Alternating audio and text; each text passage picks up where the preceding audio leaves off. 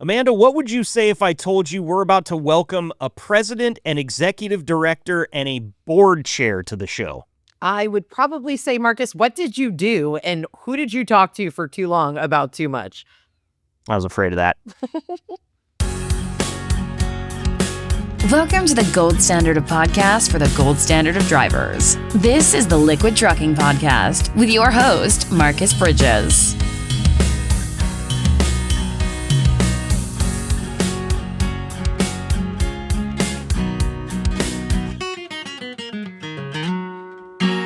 What's up, everybody, and welcome into episode 116 of the Liquid Trucking Podcast. I am your host, Marcus. Thank you so much for being here today. As always, I am joined by my co-host, Amanda. Amanda, how are things out in Ohio today? Snowy, cold, ew. But, you know, we feel good. We're happy. We're hanging out with Marcus, and we're on the Liquid Trucking Podcast, so it's all good in the hood. Can it get any better? I don't think so. Homework, as you know, you're hanging out with me, so you got to get it out of the way real quick. Podcast.liquidtrucking.com is the website. I implore you to go there. If you're sitting here listening to this show and you're 116 episodes in and you haven't yet been to our website, I mean, what the heck is going on in the 6 inches between your ears? That's where we put everything that you need to know about the podcast. And Amanda, I always thought it was kind of cool. I mentioned this on the show because I'm so amazed by it. But something like 80+% of our listeners to this podcast actually go to podcast.liquidtrucking.com and listen there. They don't listen on Spotify or Apple Music or any of the rest of them. And I don't know, as somebody that's been in the game for a while like yourself, does that surprise you as much as it surprises me? It sounds like a lot of really smart people that know the right place to go. That's what it sounds like to me. Yeah, because, you know, look, Spotify's great. I don't want to say anything bad about Apple or Audible or any of the rest of the platforms you might use, but they're 1 degree of separation away from the company you work for, and the website is not. And hats off to our guy Tyler, who does great work. He's always updating the site. Anytime we've got something on there for you guys to check out, we'll be talking about it here on the show. And if you just want to know, like maybe you're new to Liquid and you showed up to this company when we were already 100 episodes in, and it feels a little daunting to try to catch up. I totally understand. That's 100 hours of content right there. That's no small feat. But one thing that the website does a little bit better than Spotify, in my opinion, is it gives you the information of the website in a real easily accessible format. You don't have to click through and open a bunch of things. It's just there. So you could go back and listen to some of our past episodes just by going through and taking a scroll and waiting until something catches your eye. Unlike Spotify, you're going to have to open something else up and expand the definition. It's just, you know, they got me clicking so much these days, Amanda. I don't know if I'm just getting old, but like, yes. How many clicks do I have left? How many clicks does it take to get to the center of a Tootsie Pop? Oh, licks. My bad. Only 3. Yeah. But, you know, the website, it is yours. It is made just for you, just like this podcast. So hand in hand, made just for you. Yep, Utilize. And we make it real easy for you to email Amanda and I as well, podcast@liquidtrucking.com. Just take the dot out, put the @ sign in, and you're hitting us right in the pocket, right where you should. And again, I implore all you drivers, if you're a driver that has my phone number and you want to share it with other drivers so they can get in touch with me, please do. Amanda, I've long had sort of a back and forth with myself as to whether or not I want to put my phone number out on this podcast. We're 116 episodes in. Nobody's convinced me yet. And I'm not going to try to either.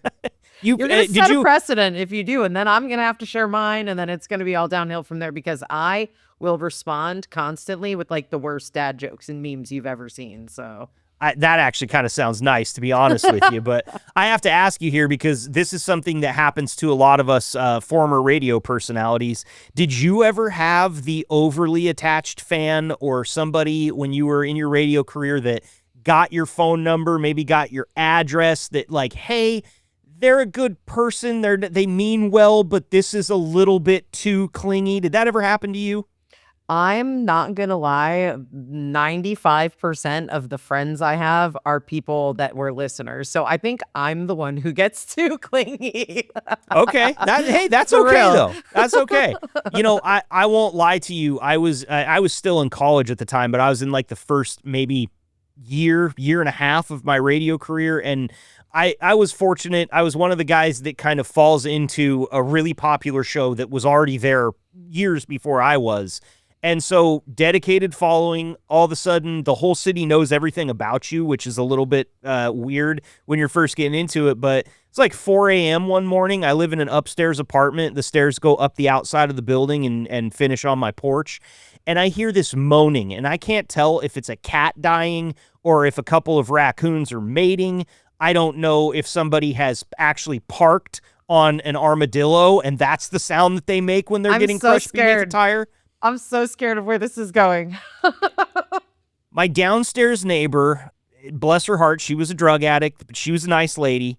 I finally just walked out and looked, and here she is at the bottom of my stairs with her very, very intoxicated boyfriend, and he has learned that I am who I am. I am the guy on the radio from this show that he so happens to listen to for all 4 hours, all 5 days a week. Oh, like, this no. And he is hammered, and he is crying on the bottom of my steps, Amanda, because his girlfriend will not let him come knock on my door at 4 a.m. to meet me. And a week later, she stabbed him in the thigh with a kitchen knife. Shut up. And I got woken up at 4 a.m. that day, too. So, it's happened. So now you know my reticence, listeners of the Liquid Trucking Podcast. I didn't give my phone number away. I didn't give my address away. That guy found me and cried on my steps at 4 a.m. And I got to be honest with you, I don't do anything that warrants such. I'm not a heartthrob. I don't have profound opinions. Really just wait until I walk out of my house and ambush me at the garbage can. That's your best bet, right? But oh my God. I can't even begin to top that. I've had it like a negative stalker type experience. Actually, I got her from your state. So thank you so much for that. Literally. We pump them out in Oregon. Trust me, we're bored over here. This lady, I moved back to Ohio. This lady printed 2 sonogram pictures, ultrasounds, right? And mailed them to my in-laws and told them that my husband at the time had an affair and was pregnant with these 2 twins, right? What? I swear to God. Why was she doing this? Did she have a grudge? She didn't like you. Me. Okay. So, I gotcha. So they call my husband over, my ex-husband now over to the house to talk to him about it. And they put the pictures down in front of him and they show him the letter and stuff. I swear to God, wouldn't tell him why they wanted him to come over because they didn't want him to tell me. So they read the letter, and one's going to be a boy, and one's going to be a girl, and if it's a girl, we're going to name it Elizabeth after its sister, and if it's a boy, we're going to name it Steve after his father, and that's how we figured out it was fake because he would never name a baby after his father. But I'm like, what extent do you go to that you found, across the country, my in-laws' address and did that? It was crazy. Wild. That's you need to be in a padded room with your arms wrapped around yourself, right? That is certified behavior. For real. Well, she hated me, not because I was bad on the radio. Obviously, I'm amazing, clearly. But she had created, and this was only a couple years after Facebook went public. I think it was a year and a half after Facebook went public, but she had created a fake profile and was dating my coworker.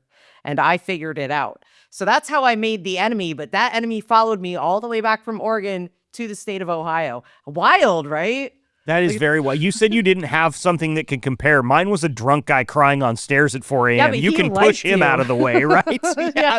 I guess. But I mean, hey, props to you for being able to keep your head right in that scenario, because that's people that's messing with the tentacles of your existence that can burn. They can catch fire at the end and burn right to you, right? And that is that's dedication.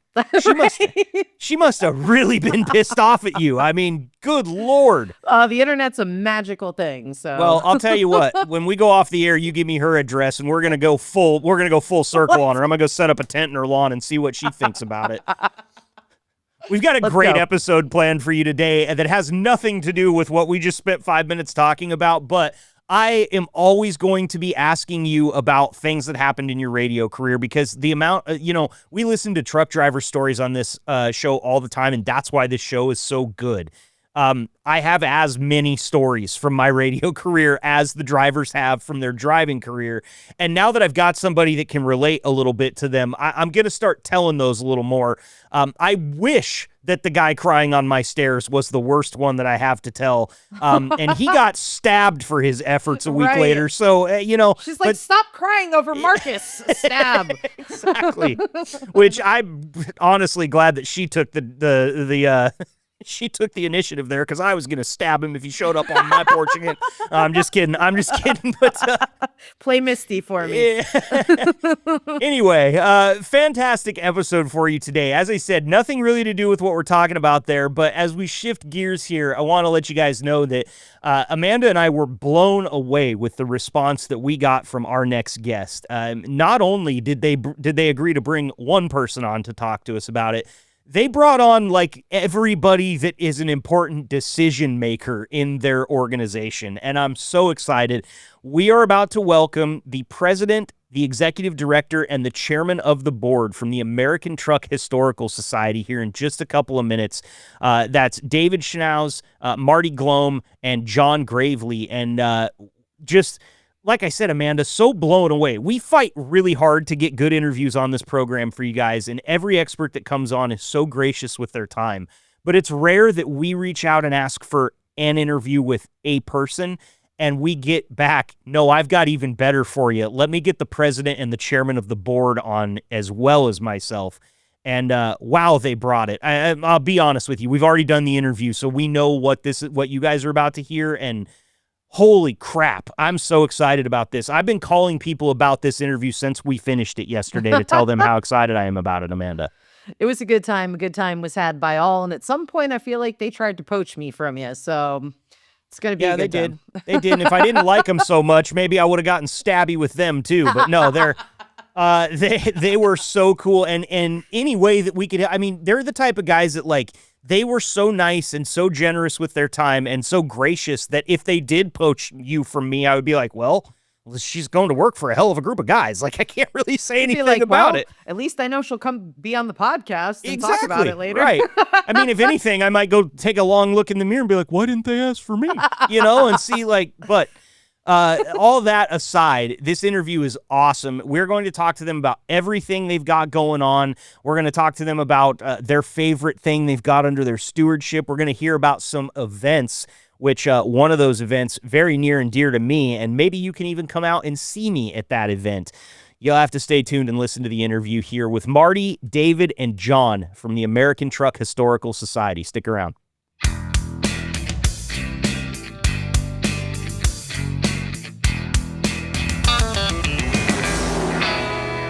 All right, welcome back in here to the Liquid Trucking Podcast. Amanda, can't tell you how excited I am for this next interview. I've been jumping from foot to foot since we got this one set up. Might be, as far as the gravity in the transportation industry, one of the biggest interviews we've ever done here on the Liquid Trucking Podcast. So talk to me about how excited you are before we bring our subjects in. Man, listen, so I knew that this was coming. I was excited for this to happen. And I'm like, I know exactly what I'm going to ask them about. Like, I saw recently this really cool story about a guy who worked for NASA, and he was riding his bike to work, and a tractor trailer drove by him and blew him off his bike, and how he was like responsible for aerodynamics. Man, I read it on their post on their Facebook page, and I didn't even realize. So that's how excited I am about this interview. Very cool. Well, let's welcome them in. We have 3 members of the American Truck Historical Society, and let's say they're pulling some weight here. Let's welcome first the chairman of the board, Marty Glomb, to the show. Marty, it's a pleasure to have you. Thanks for being here with us today. Hey, my pleasure for sure, Marcus and Amanda. Thanks so much for the opportunity. Of course. Also joining us today, we've got John Gravley, the Executive Director of the American Truck Historical Society. John, also a pleasure to have you. Thanks for being here. No, thanks for asking us. It's great to be here. Absolutely, and we saluted him when he came in the chat room here with all of us. We've got the president of the American Truck Historical Society, David Schnautz here. David, salute to you, my friend. Thank you for being here as well. You bet. Thank you so much, and we really do appreciate the opportunity. Well, we feel like you guys are giving us an opportunity here. I know Amanda's got a ton of questions. I do too. So I just want to jump in. We've got a lot of drivers listening to this podcast, as you might imagine. And I want to know, David, I'll start with you. For drivers listening right now who maybe have never heard of ATHS or maybe haven't researched it much, what do you want them to picture in their head when they hear the name American Truck Historical Society? Well, it was started by truckers back in 1971. And our whole mission is to keep the old antique and trucking history, and the trucking founders alive. So we're all into the history part of it is what we are. Okay. All right. Anything to add there, Marty? What do you think that you would like truck drivers to envision when they hear American Truck Historical Society? The place I could go, the website I could hit if I had a question or about a historical event in the trucking industry, or I wanted to learn more about our forefathers, our predecessors, and maybe what role they played in the industry. And John, maybe I can get you to piggyback on that. Why is that so important, preserving the role that our founding fathers in the transportation industry played? To me, not being from the industry and learning about it in my time here, I'm most impressed by the way that trucking impacts all parts of our life. And so it's kind of an unknown thing that happens behind the scenes, but it shouldn't be unknown because, I mean, these are the stories of people that make our life possible. And so keeping that alive is, I think, a huge part of who we are and something we like to celebrate. Well, and it should be celebrated indeed, especially when you think about, and listen, drivers, I know some of you are still out there cruising around in long nose Pete's, so what I'm about to say doesn't apply to everybody, but the creature comforts in these cabs these days make me feel like I lived in college apartments that weren't as well appointed as some of these new Freightliners we've got coming out, so I think it's really important to kind of show off, we always have younger crops of drivers coming in, right? That's just the way the world works. And I feel like if there's a lack of appreciation for how things used to happen, maybe there's also a lack of appreciation for how good things are right now. David, would you agree? I would totally agree. Yes. A lot of our members are older members, so they relate back to when they first started. And oh my, that was the good old days and this, that, and the other. And you just don't realize how it was back then. And then we've got the younger people, just like you said, a lot of them don't realize what it was. They like to go back there. They like to talk to the older members and just see exactly how it was, because it's just, like you said, it's just night and day of what it used to be. You ever put them in one of those cabs without power steering and ask them to move it forward and turn it left a few feet or anything like that? We, at our convention and truck show, we sure do. We try to get them in there. And if nothing else, just get them to sit up in there and see that there's not a microwave, there's not a refrigerator, there's not a TV, all of that.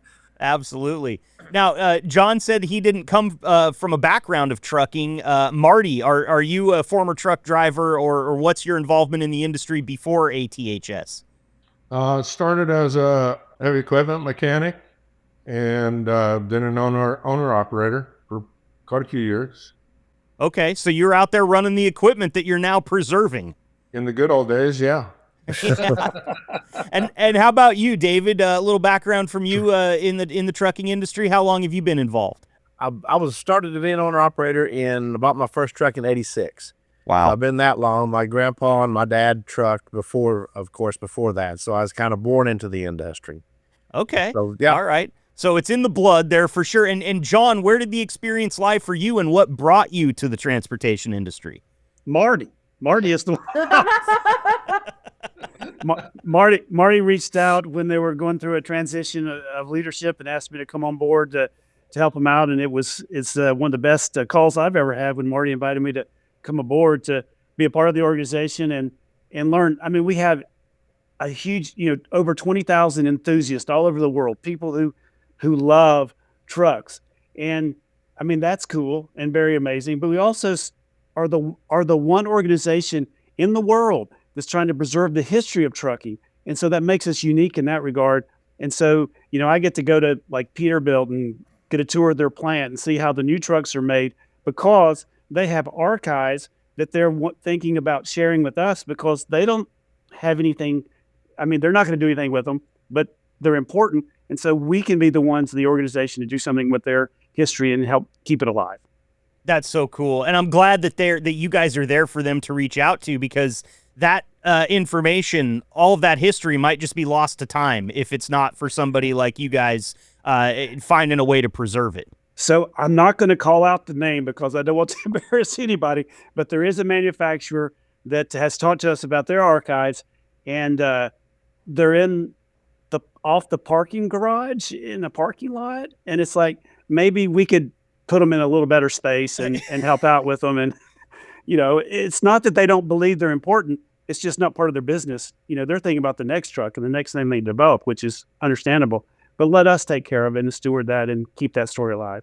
Yeah, at least ship them a pod or something like that that's weather resistant. They could put it in or something, right? Filing cabinets just aren't the old standby anymore these days. But Amanda, I want to kick it over to you. I know you've got some questions for the guys here, and I've kind of been hogging the mic time. So please, if you will. So I think one of the things I found really shocking, and I'm like you, John, and actually Marcus is in this group with us, where we don't have the trucking background. We came to this industry and we're learning things. I was shocked to find out how recent the CDL is. I thought that had been around forever and ever and ever. And I'm not young. And I imagine there's some drivers out there that probably are young and don't even realize that that's not just always been a thing. Is that something that you guys cover, that you have documentation of? What was like the reason for them saying, hey, we should get this special license? There were several things in place over the years, badges saying that I was a certified operator or whatever the case may be from different truck lines. And each of those truck lines kind of had their own set of standards, I suppose, to qualify drivers. David would probably know more about that than I, but yeah, it hasn't always been that way. Bringing some uniformity to that certificate. Like an industry standard rather than each individual company making up their own rules and regulations. That makes absolute sense. So then are you familiar with, what was it, Marcus, the chauffeur license? Do you guys know of that? Tell me about the chauffeur license, please. Go ahead, David. Did you have one?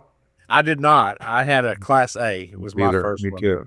So the chauffeur's license, that's what they used to call a truck driver way back in the days, was a chauffeur.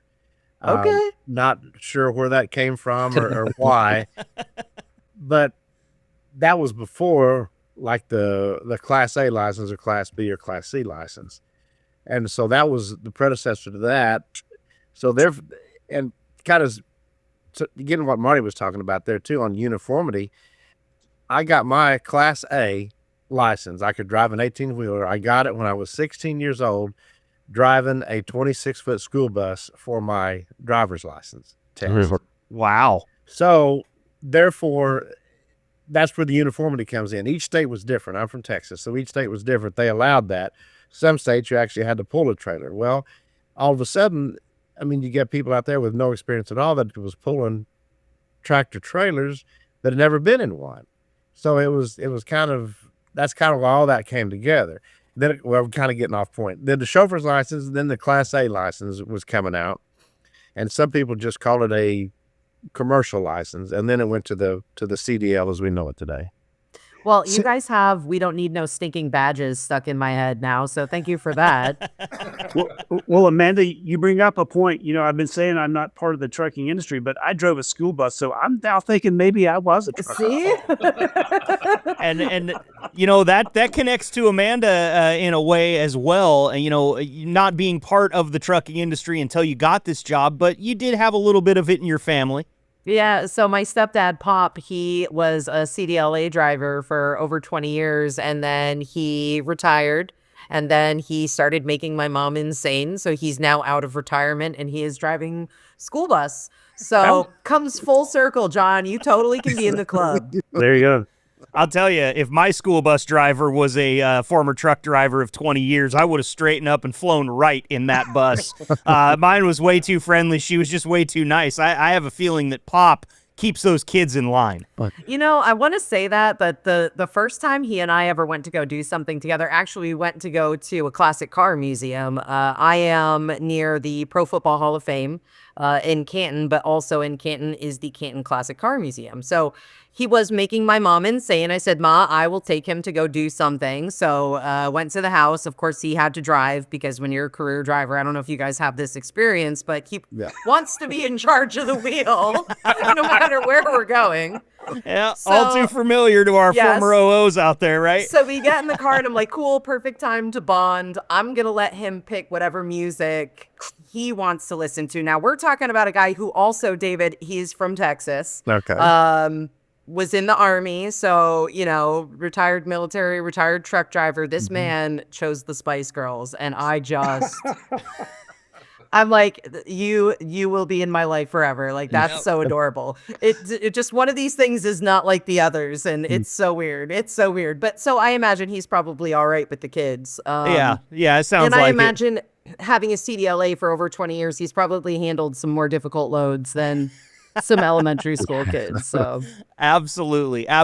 Well, gentlemen, I have a fun one here for you because I, as a younger kid, I always wanted to go on tour with my rock band, right? That was the big deal. And I got to thinking, what if someone followed around ATHS for a year on tour and just kind of was a fly on the wall for everything that you guys have got going on? What would shock them about what you're actually involved in? What type of stuff would they learn about that maybe the general public or even longtime ATHS fans and supporters might not know? Wow. Well, of course, our premier event is our convention and truck show that we have every year. It's June 2nd to the 6th, June 2 to 6 this year in Springfield, Missouri. But that's our flagship, right? That's Old Home Week. Everybody gets together. It's 3 days. We as volunteers work our butts off, but we get to see people that we haven't seen for a year, probably since the last convention. But we have over 90 chapters in different places across the country, and a good portion of those have their own show. So to try, golly, I don't know if you could even make all of those. Probably wouldn't. Yeah. Probably be a bad tour manager from my standpoint, that's for sure, because it sounds like, there's a lot going on. I think that was the whole point of the question, Marty, is to really shine a light on the fact that there's a lot more going on than just what you see on the surface here.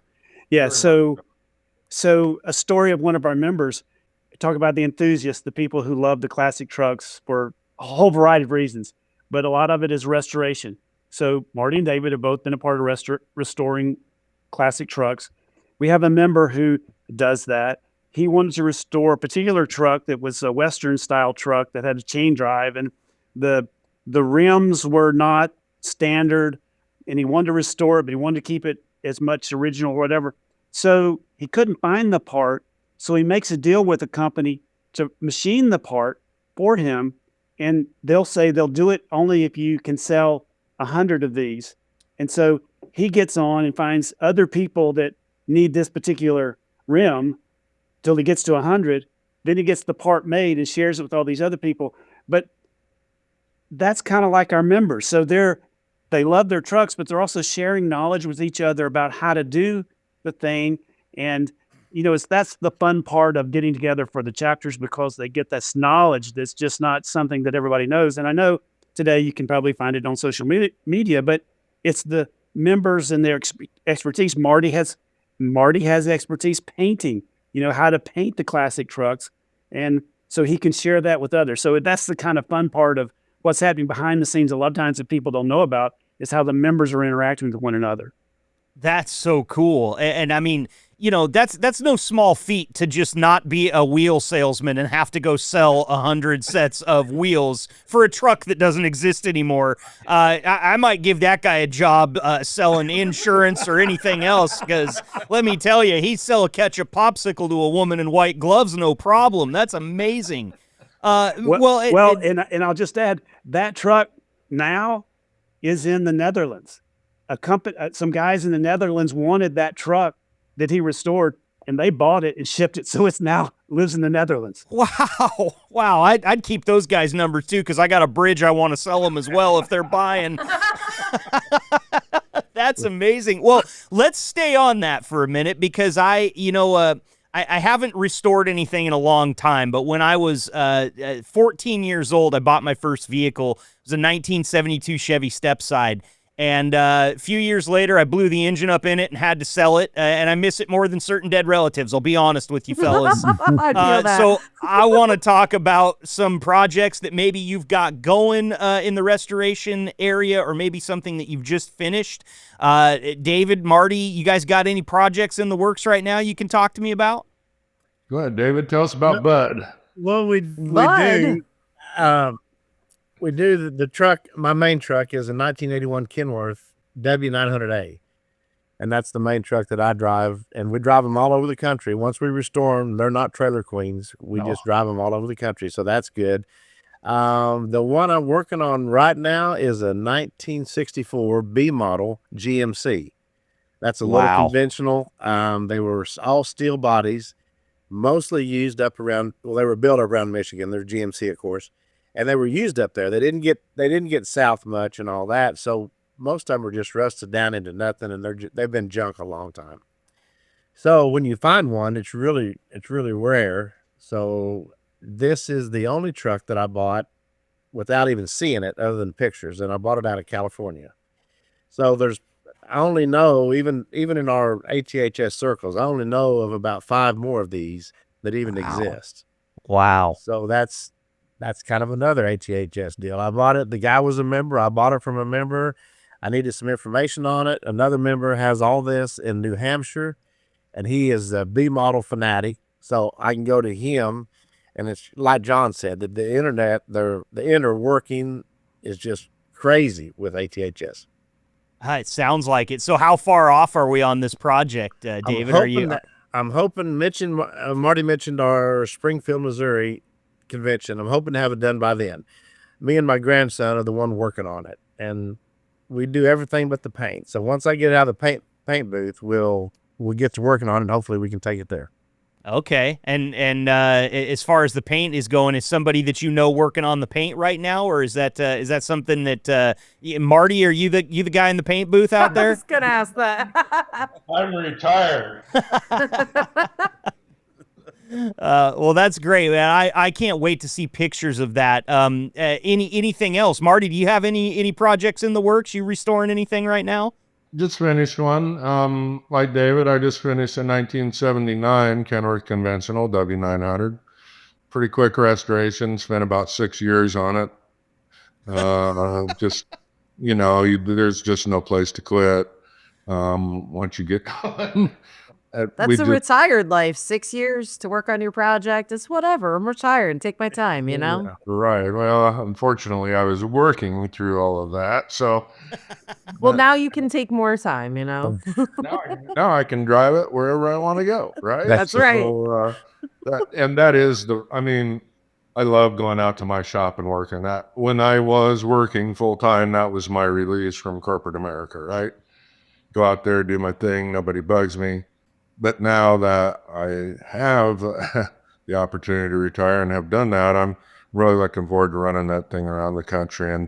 And David alluded to it a little bit earlier. My gosh, we've been to the East Coast, up into New England. We've been to Oregon, Washington, back and forth across the country, and from north to south as well. So that's the fun part now for me. Getting out there and running up and down the road with my buddy there, Mr. Schnautz, and pretending like we're friggin' 30 years old again. Yeah. The fun thing about it, we're trucking for fun now, not trying to make a living. Yep, exactly. Nobody's checking your logs when you get to the end of your day, right? You just crawl back in the sleeper, take a nice nap, and get right at it. Nobody's going to be barking at you. How cool. And you guys do actually drive these to your various events, it sounds like. You're cruising them all over the country. Correct. Absolutely. That's so cool, man. That's so cool. So I got to ask, what's one updated creature comfort that you went ahead and added? David, I'll start with you, because you said 1986. So, I mean, I know you've got an air conditioner in there, but other than that, I'm not sure what else. Anything that you upgraded to make the trips a little easier on you? The only thing would be better seats, I think, because the Marty's truck 79, mine's an 81. They were kind of the golden years for trucking. So you had your AM, FM radios, you had your air conditioning, you had your carpets, you had your nice upholstery and all that. So there wasn't a whole lot to improve on there if you wasn't living in it like you are, like a lot of the guys are today. Mm-hmm. So just, I guess really, Marty, better seats is about it as far as creature comforts that you just didn't have. Bluetooth radio, so I can listen to my tunes. Well, there you go. Yeah. There you go. Or and these listen, podcasts. yeah, dial up the Liquid Trucking Podcast. We got 114 episodes for you, so you got your work cut out for your next cross-country trip there, Marty. We do. Marty's a little more advanced than I am. I still flip CDs. Hey, you see that's what's okay. You see what's behind me. I'm worse than all of you. I'm still running the vinyl every day. So there you go. Cool. You know, an underappreciated part of road trips in my childhood was stopping, getting out the big book of CDs, and going to the 5 CD changer that was conveniently located in the trunk, and changing out your 5 CDs for your next 5 or 6 hours, right? Listen, that big binder, I swear I must have seen it today, where somebody's like, we worry about people being on their phone while driving, but imagine back in the day when we had the big binder of CDs and, you're trying to decide what you want to listen to while you're rolling down the road. I mean, I would never do that, but, Mine is so big, I set it on the seat beside me in the truck, and the cab's not very wide, so you can set it in the seat beside you and pull them out and put them in. And if you're not careful, you're going down the road and it's working itself forward, and it just falls into the floor. Then you got to reach down and try to get it. But anyway. Oh, the plight of those of us that didn't have digital music in our formative years, that was quite the cross for us to bear, and we cleared the way for you kids running around out here with 70,000 songs in your pocket, okay? That used to you have to work for that. You get 70,000 songs on 8-track tape, and you'll need a long-haul truck to drive it around. Man, So biggest heartbreak of my life was having that binder stolen out of my car. I think I was a freshman in college, and someone smashed and grabbed, and I had a ton of change in the car. I didn't even care. I was devastated about my binder of CDs. How dare you? If it's any consolation for you, they got Tennis Elbow packing it away from wherever they took it from. I promise you that. And don't forget about the expense we had of buying all those CDs. Oh yeah. Yep.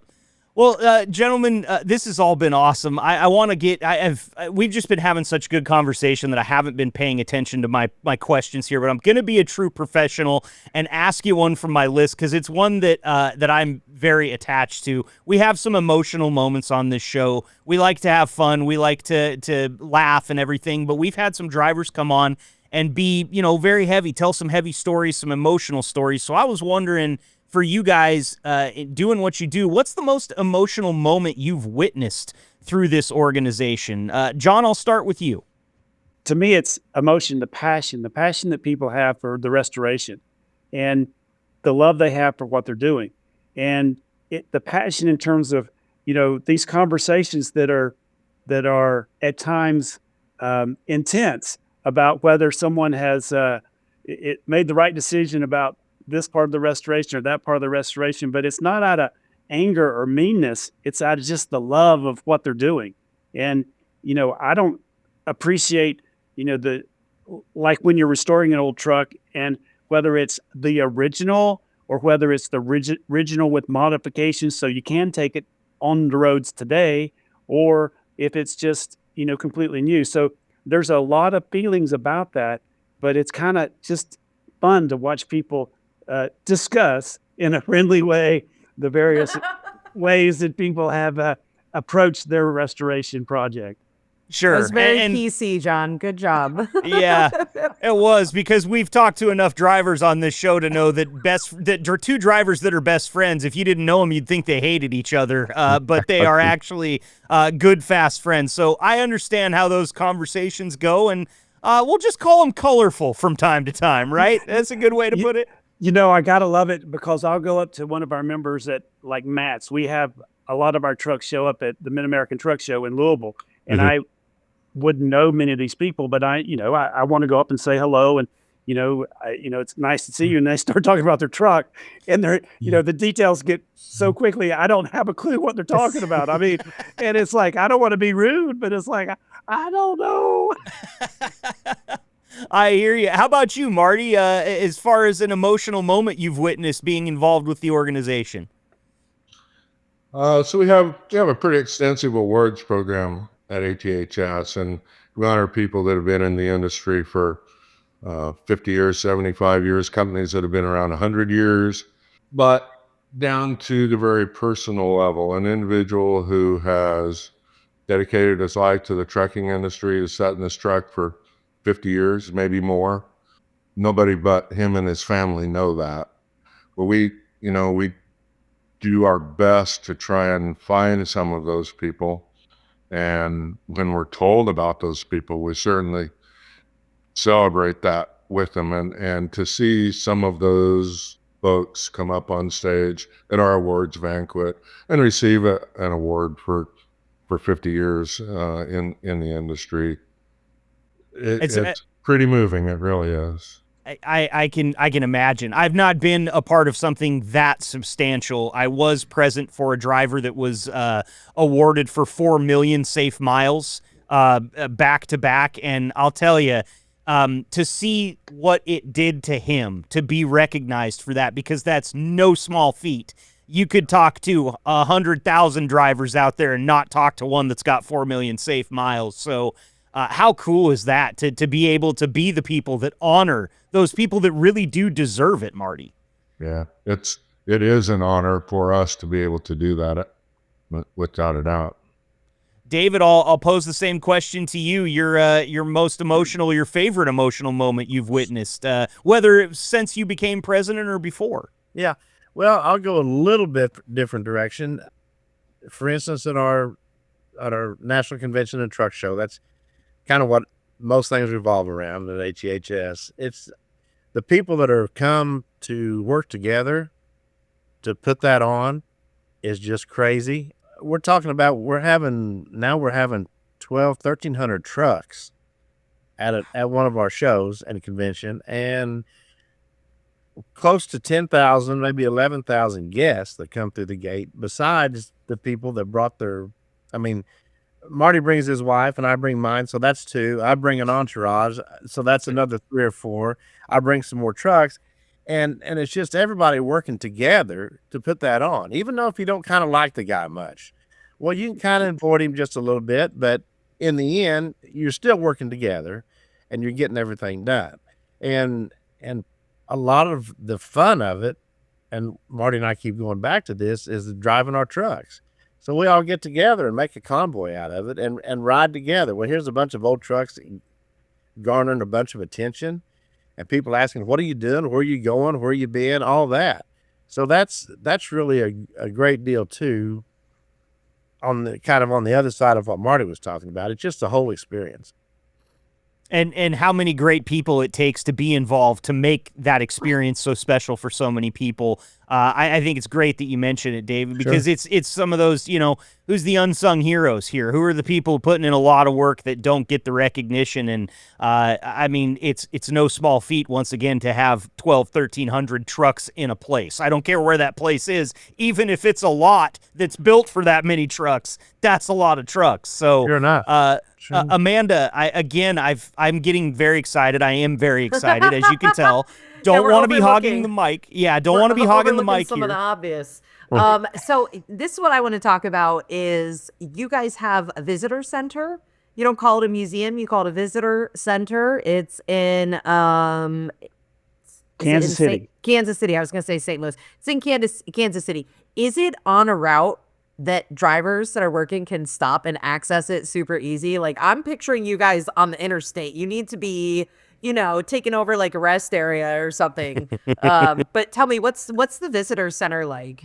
Yeah. So if you were driving up from Oklahoma and going to Omaha, you go right by us on 29. It is a place where we have memorabilia and artifacts from trucking industry.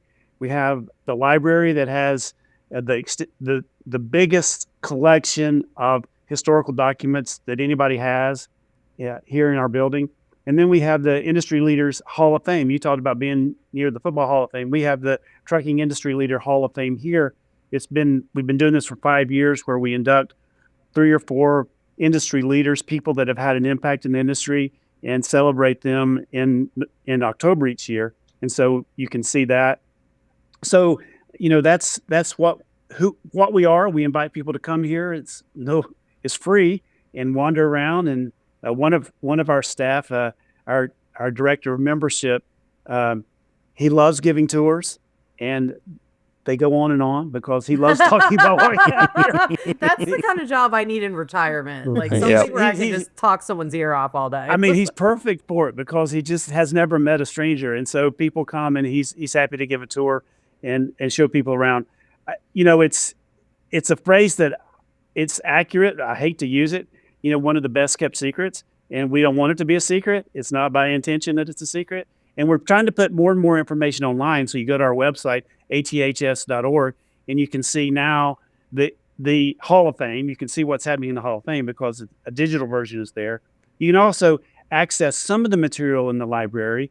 We have it on the digital format. And I would say earlier, the conversation about restoration, build sheets. So I didn't know trucks are all unique. They come off the line, and each truck has a build sheet. And so if a person wants to restore a truck, they often, the goal is to find the build sheet so that they can know how it originally came off the line and make their decisions about what they're going to do. But they want to see that. So we have many of those. We don't have them all, and we continue to grow that library of build sheets. There's a big, debate in our group about build sheets because they're basically going to be used by very few people because there's only one truck that was from that. But to be able to have them as a service for members or restorers or just the history of it, we think is important. So, yeah, we have badges. We've got a member that has been collecting badges and is getting ready to gift us a whole display of badges. Oh, that's so you cool. do need stinking badges. Like you need all of them. Yeah, trucks, model trucks. I mean, again, me not knowing, thinking model trucks are things that kids play with. No, this is serious stuff. I mean, these are very extensive trucks that David has them all lined up behind him, so he can show you. Not the ones that I buy pop at the gas station for Christmas. Is that what you're saying? Yeah. So again, I make a visit. He's shaking his head at me. I make a visit to a manufacturer, and I'm thinking we're going to meet and talk blah blah blah. At the end, here's your truck. So they gave me this like big box truck, and I'm like, so this is the gift that this is the way the industry shares, and we have a collection of those. So anyway, great place to come. That's so cool. People spend a lot of time here. So why visitor center and not museum? Good question. Because there are many places that have trucks that people can see and climb on, like you would say a museum. And we recommend people find those all over the country. There are many. But our sort of niche is we want to tell the story of trucking. We want the history of the industry, be that person that other people aren't doing that part. So yeah, you can see a 1919 traffic truck. We do have one here in our, I don't know how they got in the building, but it's here, and you can see they that. They built the building around it. Yeah, I think maybe it was there. I don't know. I mean, that's so. Anyway, so it's like that. Anyway, we have that, but we're more than just showing the artifacts. We're telling the story, and the stewards of the history. Marty, Sure. David, chime in if I. No, that's great. Thumb, That's great. double 2 thumbs up. So, and I'm curious too, part of me trying to get acclimated, and poor Marcus, he has to hear me tell some of the same stories like a million times. But part of trying to get acclimated was watching classic trucker movies, right? So first of all, when you even said the word convoy, I flinched a little bit. If you haven't seen the end, you've had quite a long time. So if I'm spoiling it for you, that's your fault, not mine. But there is so much in movies and music and entertainment in general about the trucking industry. Is that something you cover? And if it's not, like I said, I volunteer as tribute. Well, Amanda, I've got a number, and I can tell you the number offline, and we'll make it happen. That is something that we have a dream. We have a dream for it, and it would fit perfectly what we're trying to do. We haven't been able to make it happen yet, but that's just because I haven't done my job well enough. So Amanda, you can help me out, and You we'll need get the more hands. funding. We'll get the funding, and you're correct. I mean, that's one of the best ways to tell the story of trucking is let people see how it's been a part. We sometimes get calls from the industry, the movie industry, because they're shooting a movie in a certain period and they want period correct trucks. And so they call us because with our network of members and connectivity around the country, we often can help them source a truck they need for that particular period as they do their work. That's very cool. That's awesome. And I'm assuming that's harder and harder as the years go by, right? I mean, in 2025, it's not just the snap of a finger to source yourself a 1975 cab over or something like that. You've really got to put in some work and have this great society of people that are willing to help, I assume here, yeah? For sure. Yeah, I mean, one of the visions that we have is still just a dream, is that we would have a digital display of all the trucks around the country, and that's where our cool. members have trucks, so that you could see.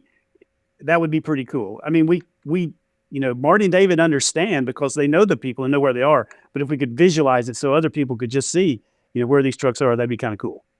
That's awesome. Well, you know what? I feel a budding friendship here between the five of us, to be honest, and I would love to circle back around in 6 months or a year to find out how things have progressed for you guys and just share the story of ATHS with more people that want to be educated or involved in it in any way, shape, or form, gentlemen. And this has been so cool. We've already had you on here for almost 40 minutes, so with respect to your time, I want to get to kind of a last question that I've got for you. And typically what we do on this podcast is we offer people some time for some final thoughts and just, tell us off, say a goodbye, shout out anybody that you want to.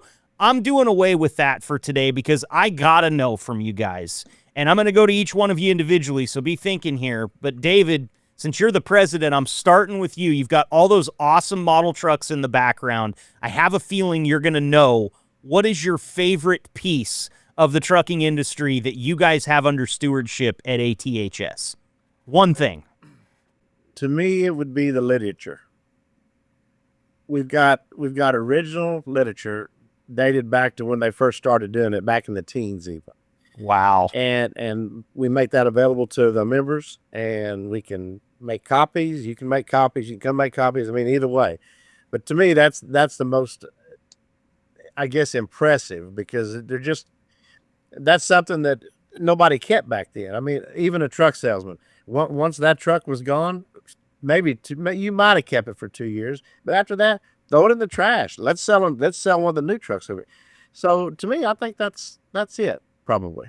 Yeah, and how cool that can really tell the story of what it looked like back in the teens. I mean, that's just wild that you guys have, and you were able to find something like that, or somebody brought it to you. I love it. Marty, same question for you. Your favorite piece that you guys have got under stewardship there? I've got to kind of piggyback on David a little bit, and our collection of photographs. John, help me. How many are there? 100,000, something like that. Is that right? They're pretty close. Clear back to the teens, like David said. Wow. My gosh, some of those pictures are amazing and super helpful when you're trying to figure out. There are a few trucks in the society that are one of one. I mean, they're the only one there. It's still in existence, and to find a picture of what that was supposed to look like in the 20s or the 30s, boy, it's pretty valuable, and it's cool that we have that and that we're able to share it. Absolutely. I mean, it's a testament to the work that you guys do, because pictures are on paper, right? Literature a lot of times is on paper, and anybody that's ever been to, there's an old homestead out on some property that I've four-wheeled up to one time out on Lake Billy Chinook here in Oregon, and it's this old settler's cabin, and it's worn down, and the entire thing on the inside was wallpapered with old newspaper. And just the wear, I mean, you could walk up to this stuff and blow on it, and it would just disintegrate. So the fact that you've still got things on paper historical artifacts, really, if we want to be serious about what we're calling them, is just so cool. And the fact that you have so many of them, I got to get out to Kansas City, Amanda, is what I'm finding out here. We could meet in the middle. I'll start driving your way. You start driving mine. Whatever, just don't sing on the way, okay? That's all. Oh man, you don't want me to finish that. I go full hillbilly on that song. I mean, you have to. John, I'm coming to you next. Favorite piece that you guys have under your management? You know, this is a cop out, maybe. I don't know. It's not a piece. It's what we can do. I mean, let me tell you a story. So last year, one of our inductees in the Hall of Fame was Frederick Jones. Who's Frederick Jones? Frederick Jones is the guy who invented the refrigeration unit that goes on refrigeration trailers. Okay. Reefers. And so Thermo King, which many people would know, so he was the one who invented that unit for Thermo King. So because he's being inducted, he's passed away, but he's being inducted. So Thermo King was represented here to take the award. The local Thermo King dealer came up as part of that and brought a historic refrigeration unit that they had in their shop somewhere on a stand. They brought it up so they could be part of the display. Well, the day's over, we finished, and they were leaving. They said, hey, we don't really have a lot of use for this. I mean, would you like to have it? And so we're like, sure, give us the unit. So that's cool. But then some of our members go into our library and in a short period of time come out with the original sales literature for that unit when it was first, available. That's the cool part of ATHS. And we're talking about 1940s. Yeah. Wow. Yeah. That we have that history and we can put it together. And I would say the only thing that we lack is the ability to tell that story more broadly. And we're working on it. I mean, that's our goal. But that's what we're about. It seems like the whole is greater than the sum of the parts. With you guys organized into a society, you can bring more to the preservation of trucking history than if it was just some people working really hard on it. You need this society of people to build what you guys have built. Is that a good way to put it? That's excellent. Awesome. I'm going to steal it. Please. All right. You do it, man. Take it. It's as much yours as it is mine. I promise you that. So, well, gentlemen, I can't thank you enough. Marty Glomb, David Schnautz, John Gravley, you guys have been awesome today. If you're listening to this podcast and you have your own podcast, I would just tell you, reach out to the American Truck Historical Society. These guys were awesome in getting in touch with us, being very generous with their time. David, Marty, John, thank you guys so much for joining Amanda and I here on the Liquid Trucking Podcast today. This has been awesome. Thank you so much. Thanks so much. We'll get you guys back on here again soon. Stay tuned. We got more Liquid Trucking podcasts for you right around the corner.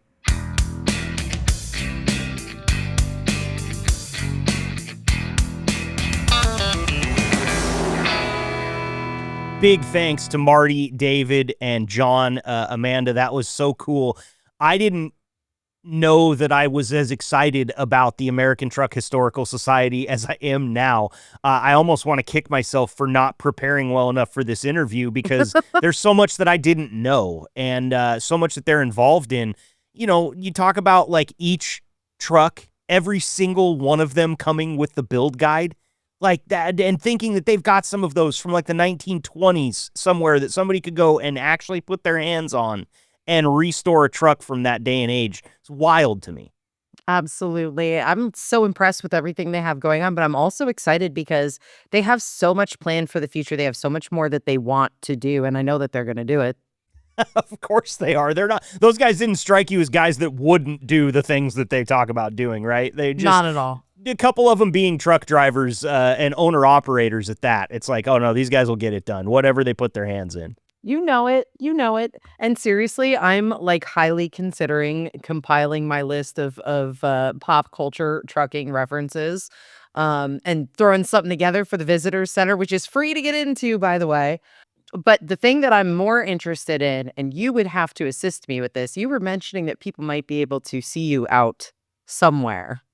Yes, actually. And I'm going to get the exact date here. I'm going to open up my email because they sent it to me. There is a show. Let me pull it up so I give you the correct date here. Of course, now my Gmail's gonna talk slow to me. All right, so better slow than dirty. Or wait, or I don't know. it's better something than something. We'll get to that later. We'll put a pin in that one. But the one I will tell you about, the 2027 National Convention and Truck Show, 2027, June 10th through the 12th in Salem, Oregon. Come see me right on I-5. You can bet your ass I'm going to be out there doing what I do, making noise and probably upsetting a few people at their booths. But I would love to meet you. I get to meet John, Marty, and David for sure because I know they'll be out there. I'm going to get to see that 81 and that 76, the old restored trucks that they were talking about. Yeah, I'll be there for sure. Again, this isn't until 2027, so it's a ways off. But Dude, 2027, June 10th through the 12th, come to Salem, Oregon, and hang out with your boy. It's so much time that you can legit recreate the arm wrestling, the professional arm wrestling situation that was happening in the movie Over the Top. Maybe Sly Stallone will show up and participate. I don't know, but I'm just saying there's possibilities here. There are possibilities. I did used to lock my hat on, like in baseball, like whenever it would get windy, we would go lock on and you turn it about, 25 degrees to the right or the left. It's sort of like putting on the hat and going over the top, right? Yep. I'm telling you, and you got time to work that arm out so that you can win some matches yourself, Yeah, actually, I would get my arm broken. Like somebody would straight up fracture the two bones in my lower arm.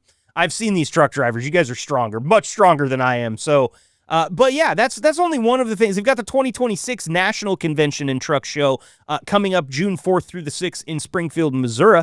And by the way, I learned how to say that word correct. We'll get to that in just a second. But June 4th through the 6th is the national convention this year, and they're very excited about that, already getting things set up for it. You can head over to their website, ATHS.org, and click the events button, and it actually has not only an event calendar up there, but if you're going to register for the event, if you're going to take part in the event, maybe show a truck or have a booth or something like that, they've got all of the timelines laid out for you and how you'll get there and where you need to be for registration.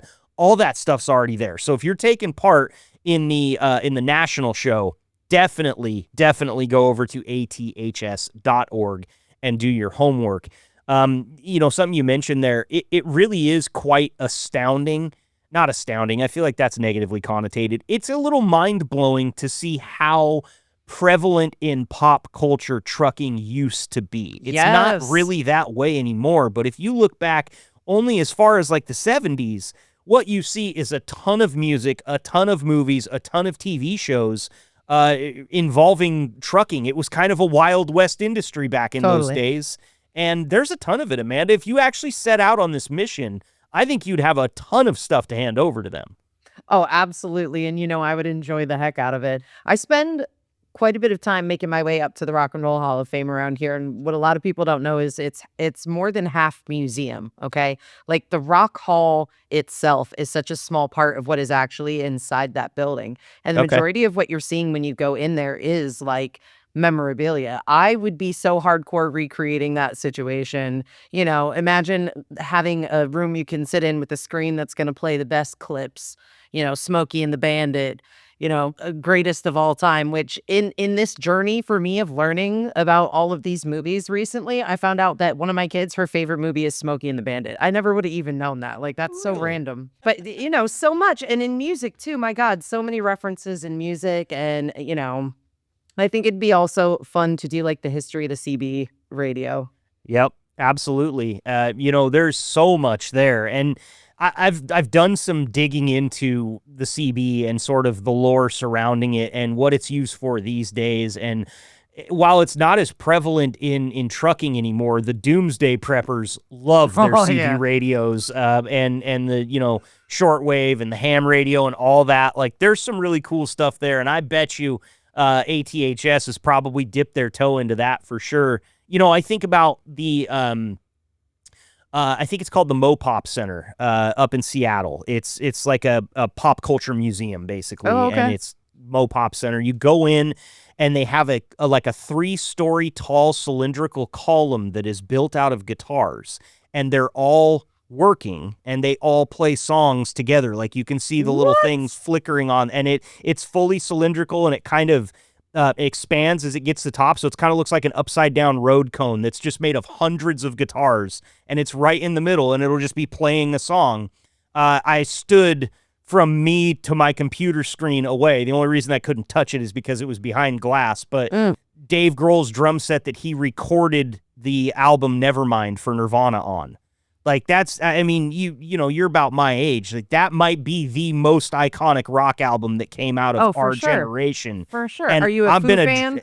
I mean, I like Nirvana like everybody likes Nirvana. I went a little bit more to the kind of punk side of things than I did the grunge side of things. I liked my rock fast, not quite so trudgy and slow back when I was a kid.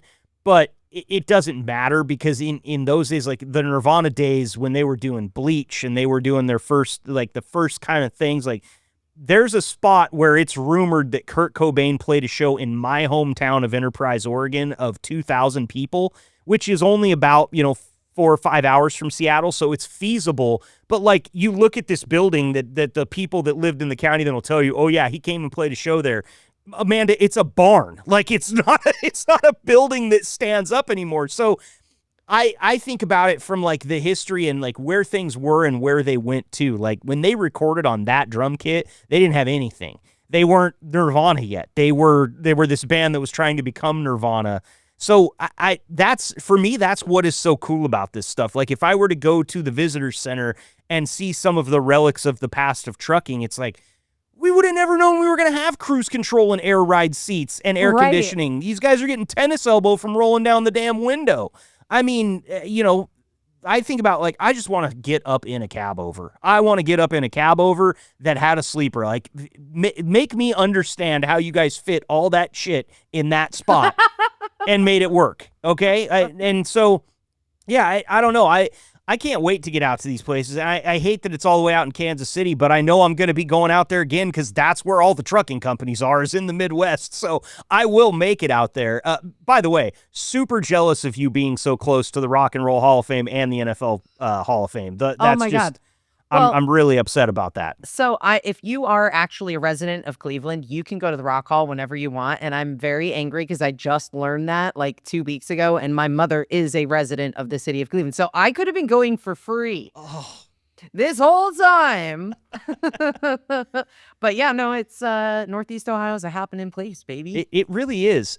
Talk to me about Canton a little bit. Have you been to the Pro Football Hall of Fame? I have been in the Pro Football Hall of Fame parade 3 times. That's awesome. Yes. So, so I get to, as a local radio personality, hear people scream their faces off for their favorite player and then try really hard to figure out who I am because they're used to hearing me and not seeing me. So, the plight of a radio personality. I'm telling you, one of the cool things about it, though, is you cannot put just any vehicle in the Hall of Fame parade. They have signups, and then they only do specific types of vehicles. So there's like a fleet of Corvettes. There is a fleet of Jeep Wranglers, and then they do a fleet of Mustangs, and Mustangs are pretty much like my favorite vehicle. 87 to 93 specifically, the 5-liter GT. Those are like, that's my baby right there. So the last year that I was in the parade, that's what I got to ride in. It was a convertible, so it's not going to hold as hard taking those turns as a coupe might, but I still was pretty excited for the experience for sure. Just in case you're wanting to date Amanda at all, that is the Mustang that Vanilla Ice was talking about in Ice Ice Baby, the 5.0. And it's hell of a vintage. I'm more of a fan of the 67 and also the 64 and a half.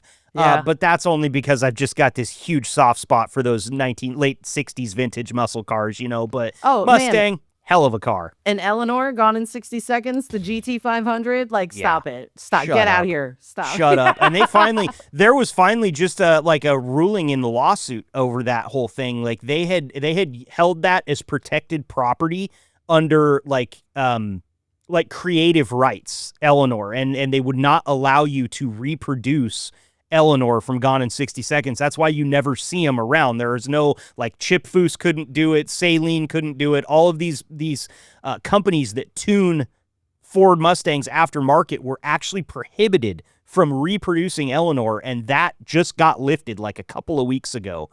Whether it was in appeal or whether a judge just struck it down, I'm not sure.